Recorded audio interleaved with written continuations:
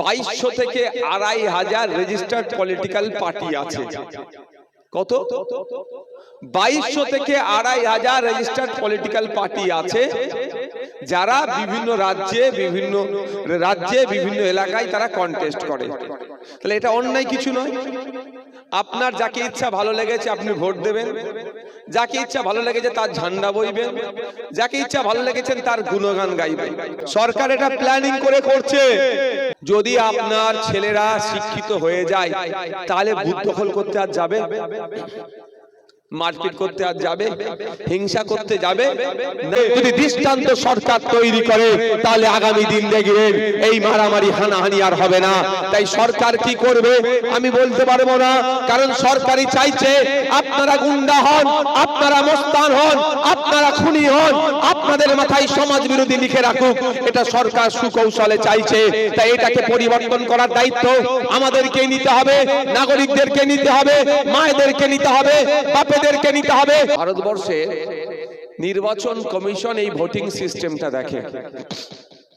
তাদের ওয়েবসাইটে গেলে আপনি দেখতে পাবেন 2200 থেকে 2500 রেজিস্টার্ড পলিটিক্যাল পার্টি আছে। কত? 2200 থেকে 2500 রেজিস্টার্ড পলিটিক্যাল পার্টি আছে, যারা বিভিন্ন রাজ্যে বিভিন্ন এলাকায় তারা কন্টেস্ট করে। তাহলে এটা অন্যায় কিছু নয়। আপনার যাকে ইচ্ছা ভালো লেগেছে আপনি ভোট দেবেন, যাকে ইচ্ছা ভালো লেগেছে তার ঝান্ডা বইবেন, যাকে ইচ্ছা ভালো লেগেছেন তার গুণগান গাইবেন।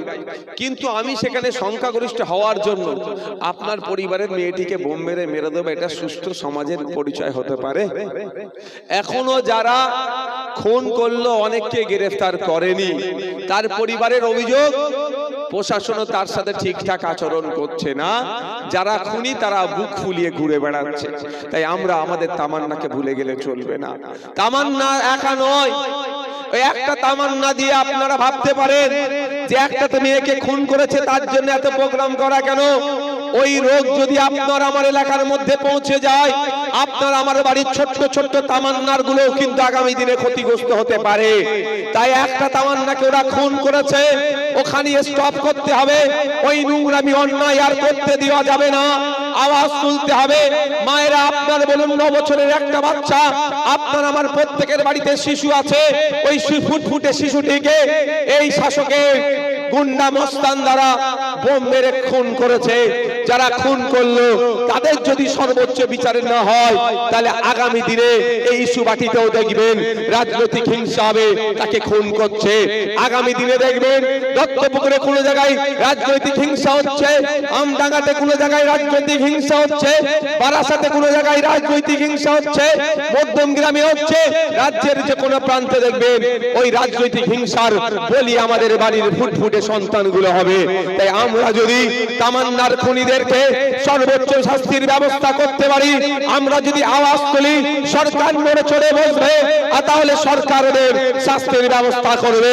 যদি দৃষ্টান্ত সরকার তৈরি করে তাহলে আগামী দিন দেখবেন এই মারামারি হানাহানি আর হবে না। তাই সরকার কি করবে আমি বলতে পারবো না, কারণ সরকারই চাইছে আপনারা গুন্ডা হন, আপনারা মস্তান হন, আপনারা খুনি হন, আপনাদের মাথায় সমাজ বিরোধী লিখে রাখুক। এটা সরকার সুকৌশলে চাইছে। তাই এটাকে পরিবর্তন করার দায়িত্ব আমাদেরকে নিতে হবে, নাগরিকদেরকে নিতে হবে, মায়েদেরকে নিতে হবে, বাপেদেরকে নিতে হবে। প্রত্যেকের বাড়িতে শিশু আছে, সেই শিশুদের মুখের দিকে তাকিয়ে তামান্নার পরিবার যাতে বিচার পায়, তার জন্য আপনাকে আমাকে সোচ্চার হতে হবে। তাই বন্ধুগণ, আমার বলার বক্তব্য এটাই যে আমরা ভুলে গেলে চলবে না। এই নদিয়ার ওই একটি ছোট্ট মেয়ের কথা, ছোট্ট মেয়ে হতে পারে, ওটা কিন্তু আমাদের সমাজের আগামী প্রজন্ম। তাকে খুন করেছে মানে সমাজকে ওরা খুন করতে চাইছে। এই খুনিদেরকে সর্বোচ্চ শাস্তি যাতে পায়, তার জন্য আমাদের এই লড়াই সংগ্রাম, মিটিং মিছিল, তার স্মরণে রক্তদান শিবির করে সরকার বাহাদুরকে বার্তা দেওয়া দরকার যে তোমার লোকেরা যে খুন করেছে ওদেরকে যদি শাস্তির ব্যবস্থা না করতে পারো, আগামী দিনে এই সিস্টেমটা কি আমরা পরিবর্তন করে দেবো, এই সরকারটা কি আমরা চেঞ্জ করে দেবো। সহমত তো নাকি ভাই? আচ্ছা, আমার কথা কি আপনারা বুঝতে পারছেন না অন্য টপিকে চলে যাব? বুঝতে পারছেন না অন্য টপিকে যাব? বলুন, কারা বুঝতে পারছেন হাত তুলে দেখান তো। আমার কথা বুঝতে পারছেন তো? আমি টপিক চেঞ্জ করে দেবো। আর চোর ডাকাতকে নতুন করে বলতে লাগবে আর বলতে লাগবে। আপনি একটু এদিকটা চলে আসুন, এদিকে চলে আসুন, এদিকটা ছেলে। চোর ডাকাতকে নতুন করে বলতে লাগবে না। আমার বলার বক্তব্য এটাই যে যে ধরনের অন্যায়গুলো চলছে সরকার সেগুলোকে প্রমোট করছে। আমার বক্তব্যে একটা কথা বললাম, সরকার চাইছে আপনাকে খুনি বানাতে, সরকার চাইছে আপনাকে সমাজ বিরোধী বানাতে। তার প্রমাণ আমি আপনাদের দিচ্ছি। 2012 থেকে গলাটা কি হচ্ছে বলো তো, 2012 থেকে 2024 এই সময়কালের মধ্যে পশ্চিমবাংলায় 25,000 প্রাইমারি স্কুল বন্ধ হয়েছে। এবার বলুন ওই 25,000 প্রাইমারি স্কুলে কারা পড়ে? মুসলমান গরিবের ছেলেমেয়েরা, দলিতদের গরিবের ছেলেমেয়েরা, আদিবাসী এলাকার ছেলেমেয়েরা, এরাই তো পড়ে নাকি? তো স্কুল যখন বন্ধ হয়ে যাবে, স্কুল বন্ধ হলে ক্ষতি কার হবে? গরিব ছেলে মেয়েদের। নেতার ছেলেদের ক্ষতি হবে? নেতার ছেলেরা সরকারি স্কুলে পড়ে? ওরা পড়ে না। সরকারি স্কুলে পাড়া পড়ে ইস্যুবাটির ওই মা, ওই ছেলেটি যার বাপ সকালবেলা উঠে দত্তপুকুর বাজারে গিয়ে সবজিটা বিক্রি করে। সরকারি প্রাইমারি স্কুলে কে পড়ে? যার মা সকালবেলা উঠে কারো বাড়ির পরিচারিকার কাজ করে বাসনটা মেজে দিয়ে আসে, তাই তো? এর বাইরে সরকারি স্কুলে কেউ পড়ায় না, সব বেসরকারিতে পড়ায় যাদের টাকা আছে। ওরা কারা? নেতারা। আর যে 25,000 স্কুল বন্ধ হয়েছে, ক্ষতি কার হচ্ছে? যারা দিন আনে দিন খায় তাদের। সে গরিব, হিন্দু, দলিত, আদিবাসী, মুসলমান, মতুয়া, নমশূদ্র, যারা আর্থিকভাবে দুর্বল। তাহলে সরকার কেন প্ল্যানিং করে করছে এটা বুঝতে হবে। সরকার এটা প্ল্যানিং করে করছে যদি আপনার ছেলেরা শিক্ষিত হয়ে যায়, তাহলে বুথ দখল করতে আর যাবে? মারপিট করতে আর যাবে? হিংসা করতে যাবে না? তামান্নাকে বোম ছুঁড়ে মারবে? করবে না। যদি আপনার ছেলেরা শিক্ষিত হয়ে যায়, হিংসাই জড়াবে না। হিংসাই না জড়ালে তাহলে শাসকের হয়ে লাঠিয়াল বাহিনী কি হবে? কে মারপিট করবে? এখন যদি আমি আপনাদেরকে বলি, ওই নেতাটার নাম হচ্ছে এখানকার এমপি কে? আচ্ছা, এখানকার এমএলএ হচ্ছে রফিকুর রহমান সাহেব। একটু আগেই তো বারাসাত আমি পার করে এলাম। আমি বারাসাত দিয়ে একটা উদাহরণ দিচ্ছি। ব্যক্তিগত আমি কাউকে আক্রমণ করতে পছন্দ নয়। কাকলি ঘোষ দস্তিদার, তাই তো মহাশয়া? কাকুলি ম্যাম বারাসাতের এমপি। কাকুলি ম্যামের ছেলে কি জানেন? উনি ডক্টর। একটা ছেলে ডক্টর আমি ভালো করে জানি। এবার আপনি বলুন, বারাসাতের ভোটার হচ্ছে জামির সাহেব, আমি উদাহরণ দিই। আর জামিরের ছেলে যে স্কুলে পড়বে, স্কুল বন্ধ। বুঝতে পারছেন? আমি মিলাতে পারছি কি আপনাদেরকে? কাকুলি দি তার ছেলেটিকে ডক্টর বানিয়ে নিয়েছে, আর বারাসাতের ভোটারের ছেলেটি যে স্কুলে পড়তে যাবে, স্কুলটা বন্ধ। কেন? কাকুলিদি দেখছে তার অবসরের পরে তার ছেলেকে এমপি বানাতে হবে, এমএলএ বানাতে হবে। ঠিক কাকুলিদির হয়ে তো আপনি এখন বোমাবাজি করছেন, আপনি এখন বুথ দখল করছেন, আপনি এখন লাঠিয়াল বাহিনী আছেন। কাকুলিদির ছেলে যখন ওই পদে বসবে, কন্টেস্ট করতে হবে, তাহলে কাকুলিদির ছেলের হয়ে বুথ দখলটা তো করতে হবে ভাই কাউকে। আপনার ছেলে যাতে ওর ছেলের হয়ে বুথ দখল করে, এখন থেকে স্কুলগুলোকে বন্ধ করে দিচ্ছে। বুঝে আসছে আমি কি বলছি মা? মানে আপনার নেতার ছেলে নেতা হবে, আর ভোটারের ছেলে লাঠিয়াল বাহিনী ছিল, আবার লাঠিয়াল বাহিনী হবে। এই জায়গাটা আপনাকে বুঝতে হবে। এটা কোথায় আক্রমণ আপনাকে করছে? মাকে 1000 টাকা 1200 টাকা দিচ্ছে, আমি এর বিরুদ্ধে নয়। আমি বলবো মায়েদেরকে 5000 টাকা দেওয়ার আমি পক্ষে। আমি 5000-1200 কাজ হবে না, 5000 টাকা করে মাসে দিই, রাষ্ট্রের পরিবর্তে কিছু ব্যবস্থাও রিটার্ন কিছু রাজ্য নিক কাজ। তো মায়েদের বলবো আপনি আজকে বাড়ি যাবেন, এখানে যারা বাপেরা আছে আজকে বাড়ি যাবেন, বাড়ি গিয়ে আপনি একটু প্রমাণটা করে নেবেন, মিলিয়ে নেবেন।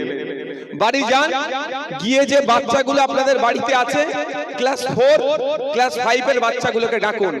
ক্লাস 4 এর বাচ্চাকে গণিতের বইটা ধরিয়ে দিন, 19-1 এর অঙ্কটা করতে বলুন। আজকে প্রমাণ করে নেবেন।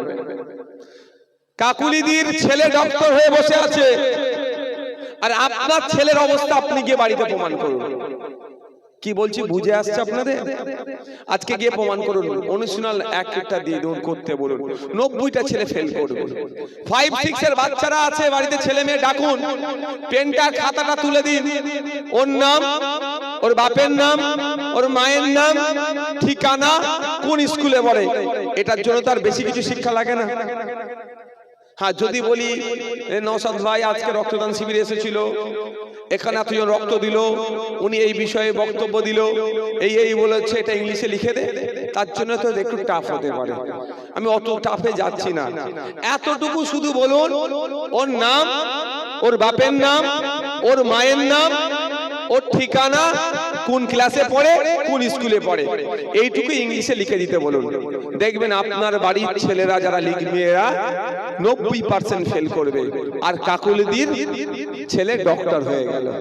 আমি বুঝাচ্ছি এই কারণে আপনাদের, যে আপনারা ভোটাররা বারবার আপনাদের ব্যবহার করা হচ্ছে, আর নেতার ছেলে নেতা হচ্ছে। আমার অনুরোধ এখানেই, 1000-1200 যা দিচ্ছে তার বিরোধিতা আমি করব না, আমি তো 5000-এর পক্ষে। কিন্তু আমার প্রশ্ন এখানেই, মায়েদেরকে বাপেদেরকে আওয়াজ তুলতে হবে, 1000-1200 পরে হবে, স্কুলে পর্যাপ্ত পরিমাণে শিক্ষক দাও। আমার ছেলে মেয়েগুলো যে স্কুলে গিয়ে পড়ছে, সরকারি স্কুলে, শিক্ষার পরিকাঠামো নাই, শিক্ষার পরিকাঠামো ফিরিয়ে নিয়ে আসো, পরে 1000-1200-এর গল্প হবে। এই আওয়াজটা যদি না তুলতে পারে, আপনার হাতে 1000-1200 টাকা ধরিয়ে দিলে আপনার ছেলে মেয়ের ভবিষ্যৎ গুলো কিন্তু ধ্বংস করে দিচ্ছে। যে হাতে আপনাকে 1000-1200 দিচ্ছে, ওই হাতে মমতা ব্যানার্জির সরকার আপনার ছেলের ভবিষ্যৎটাকে গলা টিপে ধ্বংস করছে। তাই অনুরোধ করব, ইস্যুবাটিতে এসে ইস্যুবাটির মানুষকে বলবো, এখানে যে প্রাইমারি স্কুল আছে, হাই স্কুল আছে, যদি আমার কথা না বিশ্বাস হয়, আজকেই আপনারা গিয়ে দেখতে, যদি আজকে শনিবার, সোমবারে আপনারা গিয়ে দেখুন, প্রমাণ মিলিয়ে নেবেন। আপনারা স্কুলে যাবেন, আপনাদের বাচ্চাগুলো যে স্কুলে পড়ে সেখানে গিয়ে দেখবেন, শুধুমাত্র মিড ডে মিলটা খাচ্ছে, পড়াশোনার ঠিকঠাক হচ্ছে না। একটা টিচার, দুটো টিচার যে স্কুলের তালা খুলছে, তিনি প্রেজেন্ট করছেন, তিনি মিড ডে মিলের হিসাব রাখছেন, আবার তিনি পড়াবেন কি করে ভাই? তাই আপনার ছেলেটা যাচ্ছে, সকালে পাঠাচ্ছেন, 10টায় পাঠাচ্ছেন, 11টায় পাঠাচ্ছেন, যাচ্ছে, মিড ডে মিল খেয়ে বাড়ি চলে আসছে, শিক্ষার পরিকাঠামো কিছুই নাই, শিক্ষা অর্জন করছে না। আজ থেকে যখন আপনার ছেলেটি ক্লাস 3, 4, 5, 6, যখন 8, 9-এ উঠে যাবে, ওইরকম করতে করতে তখন আর অন্যদের সাথে কম্পিটিশনে আসতে পারবে না। আপনার ছেলে তখন পড়াশোনা ছেড়ে দেবে, কাজে চলে যাবে, আপনার পরিবারটা ধ্বংস হয়ে গেল। আর অন্যথায় নেতাদের পিছনে পিছনে ঘুরবে, ও টাকা দেবে, গিয়ে বলবে বোম মার, এই করবে। তাহলে প্রশ্ন করবেন না আপনারা? প্রশ্ন আপনাদের করতে হবে না, যে 1000-1200 পরে হবে, স্কুলে আগে টিচার দিন। লক্ষ্মীর ভান্ডার দিচ্ছেন, আমি বিরোধিতা করছি না, আমি তো 5000-এর পক্ষে, কিন্তু বাড়ির যে লক্ষ্মীগুলো আছে সেইগুলোকে কি সুরক্ষিত রাখছে তো? এই প্রশ্ন আপনাকে আমাকে করতে হবে না। তাই বন্ধুগণ, আমার বলার বক্তব্য এখানে, যে আমাদের স্কুল শিক্ষার ব্যবস্থাটাকে পুরো রাজ্য সরকার ধ্বংস করে দিচ্ছে।